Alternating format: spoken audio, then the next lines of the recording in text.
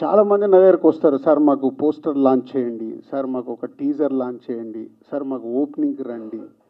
అరే నాకు నేను ఆపుకోలేక అక్కడే చెప్పేస్తుంటారు, ఎవడు చూస్తారా నాయన ఈ సినిమాలు అంటే మీరు ఆలోచించుకోరా మొదలు పెట్టేటప్పుడు అని. అంటే అది నా బాధ. ఇప్పుడు మొన్న నేను ఒక సినిమా రిలీజ్ చేశాను, మంచి సినిమా, అప్రిషియేషన్ వచ్చింది. ఇవాళ ఓటీటీలో 50 మిలియన్ అవర్స్ అయిపోయింది 3 రోజుల్లో. అంటే అలాంటి సినిమాలు జనాలు ఓటీటీలో చూసేద్దామని ఫిక్స్ అయిపోతున్నారు. సో థియేటర్కి తీసుకురావడం అంత ఈజీ కాదు, అది నా బాధ.